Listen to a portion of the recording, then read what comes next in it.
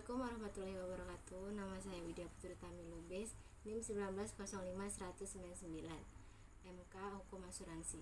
Saya akan menjawab soal UTS. Soal pertama, jelaskan perbedaan pengaturan asuransi di dalam KUHD, Undang-Undang Nomor 2 Tahun 1992 dan Undang-Undang 40 Tahun 2014 disertai salah.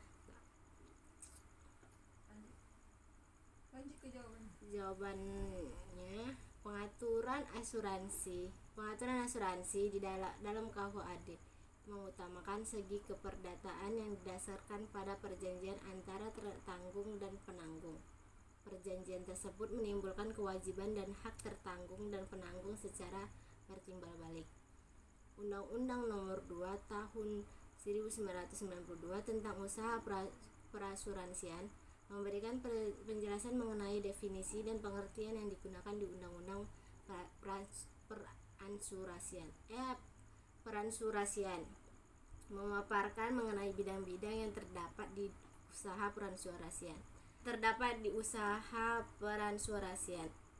Undang-Undang Nomor 40 Tahun 2014, asuransi terbagi dua, yaitu asuransi umum dan asuransi syariah.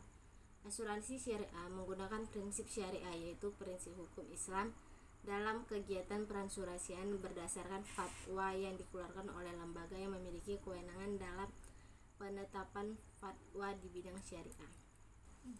Yang kedua, jelaskan kedudukan para pihak di dalam asuransi. Jawabannya, perjanjian antara para pihak, yaitu pihak penanggung dan tertanggung dalam bentuk surat yang berupa polis. Kedua pihak wajib memahami ketentuan yang dapat dalam polis asuransi sebagai bukti untuk mengajukan asuransi dari pihak tertanggung. Yang ketiga, jelaskan apa yang dimaksud dengan resiko dan bagaimana perubahan resiko itu menjadi evenement di dalam sistem asuransi. Jawabannya, evenement diartikan sebagai peristiwa yang menurut nalar manusia bahwa peristiwa atau kejadian tersebut tidak dapat diperkirakan akan terjadi, walaupun peristiwa tersebut mungkin saja akan terjadi. Namun saat terjadinya peristiwa itu tidak dapat ditentukan dan pula tidak diharapkan oleh manusia, khususnya oleh tertanggung. Manajemen risiko sebaiknya dipahami sebelum memutuskan untuk membeli produk asuransi. Hal ini agar kita sadar betul apa saja risiko yang dapat diklaim dan mana yang tidak menjadi tanggung jawab asuransi. Risiko diartikan sebagai segala kemungkinan yang bisa terjadi. Yang keempat, jelaskan sejarah perkembangan hukum asuransi dunia dan di Indonesia. Jawabannya, asuransi yang kita kenal hari ini sangat berguna sebagai sarana mengolah risiko. Dengan memiliki asuransi, kita memindahkan risiko finansial atau kerugian yang seharusnya kita tanggung jika terjadi sesuatu yang tidak diharapkan ke perusahaan asuransi. Dalam rangka memperingati Hari Asuransi yang jatuh pada tanggal 18 Oktober, yuk kita melihat sejarah di balik kehadiran asuransi baik di dunia dan di Indonesia. Di dunia, 1750 sebelum Masehi, Investopedia mencatat pada tahun ini ditemukan hukum kode Hammurabi yang diciptakan oleh Raja Hammurabi dan Babilonia, sekarang Irak. Salah satu aturan yang diatur dalam kode Hammurabi adalah kewajiban bagi para pedagang yang membeli barang dengan pinjaman dan mengangkutnya dengan kapal perlu membayar sejumlah ekstra dana sebagai garansi bahwa pinjamannya akan batal jika kapalnya dicuri. Ini diyakini menjadi cikal bakal asuransi. 600 sebelum Masehi. Sekitar 600 sebelum Masehi, orang Yunani dan Romawi membuat asuransi jiwa dan kesehatan pertama. Produk ini memberikan perawatan bagi keluarga yang ditinggalkan jika pencari nafkah meninggal. 1200 Masehi. Sebelum Masehi, pada abad ke-12 di Anatolia, sejenis asuransi negara diperkenalkan. Dengan adanya asuransi ini, jika pedagang dirampok di daerah tersebut, maka kas negara akan mengganti kerugian pedagang. 1947, polis asuransi mandiri yang tidak terkait kontrak atau pinjaman muncul di Genoa pada abad ke-14. Polis asuransi untuk pertama kali ditemukan di tahun 1347. Pada abad berikutnya, asuransi maritim mandiri dibentuk. Pemisahan asuransi dari kontrak dan pinjaman merupakan suatu perubahan besar yang mempengaruhi asuransi di tahun-tahun berikutnya. 1666, Di abad ke-17, kebakaran adalah ancaman konstan di Inggris. Pada tahun 1666, terjadi kebakaran hebat di London yang menghancurkan lebih dari 13.000 rumah dan puluhan gereja selama 5 hari. Dari peristiwa tersebut, seorang dokter, ekonom sekaligus kontraktor Nicholas Barbon menciptakan asuransi kebakaran. Dia mendirikan perusahaan asuransi kebakaran rumah pertama di dunia. 1732 di Amerika, perusahaan asuransi pertama berdiri pada 1732 di Carolina Selatan dan menawarkan perlindungan kebakaran. Pada tahun 1800-an, perusahaan asuransi kebakaran berevolusi memasukkan asuransi jiwa dan beberapa pertanggung lainnya di Indonesia. Pasca 1945, beberapa perusahaan asuransi memiliki Belanda dinasionalisasikan, termasuk NV, Assurantie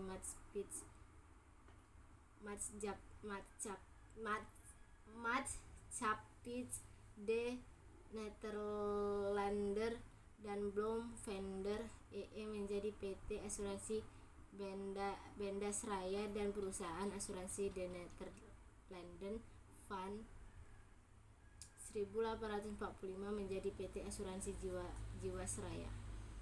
1980-an, di era ini ada perusahaan-perusahaan asuransi modern di Indonesia seperti Allianz dan perusahaan asuransi nasional maupun joint venture. Yang kelima, mengapa asuransi tidak sama dengan perjudian? Asuransi bertujuan untuk mengurangi kerugian akibat suatu musibah. Judi bertujuan untuk mendapatkan keuntungan dengan cara instan harapan. Dalam asuransi, orang tidak berharap menang, terjadi peristiwa musibah dan mendapat UP. Tapi dalam judi, orang berharap menang, terjadi peristiwa dan mendapat hadiah. Yang keenam, jelaskan asas-asas yang dianut di dalam asuransi. Jawabannya, asas konsensual. Diambil dari salah satu syarat perjanjian, yaitu adanya kesepakatan kedua belah pihak.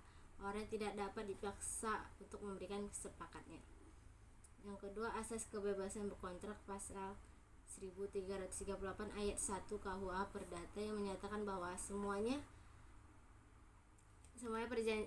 perjanjian yang dibuat secara sah berlaku sebagai undang-undang bagi mereka yang membuatnya. Yang ketiga, asas ketentuan mengikat, pasal 1338 ayat 1 KUH Perdata, apabila dihubungkan dengan perjanjian asuransi berarti bahwa pihak penanggung, tertanggung atau pemegang polis terikat untuk melaksanakan ketentuan perjanjian yang telah disepakatinya. Yang keempat, asas kepercayaan mengandung arti bahwa mereka yang mengadakan perjanjian melahirkan kepercayaan di antara kedua belah pihak bahwa satu sama lain akan memenuhi janjinya untuk melaksanakan prestasi yang dijanjikan. Yang kelima, asas persamaan hukum.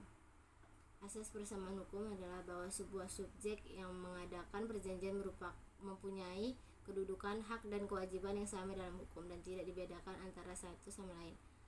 Asas keseimbangan atau pro rata. Yang keenam, asas keseimbangan adalah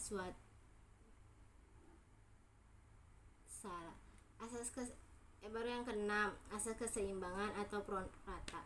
Asas keseimbangan adalah suatu asas yang menghendaki kedua belah pihak memenuhi dan melaksanakan perjanjian.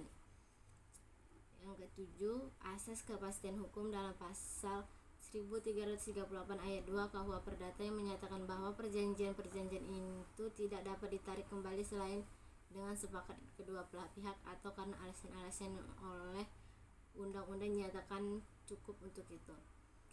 Yang ke-8, asas itikat baik, pasal 338 ayat 3 yang menyatakan bahwa perjanjian-perjanjian harus dilaksanakan dengan itikat baik. Demikian jawabannya, sekian dan terima kasih. Wassalamualaikum warahmatullahi wabarakatuh.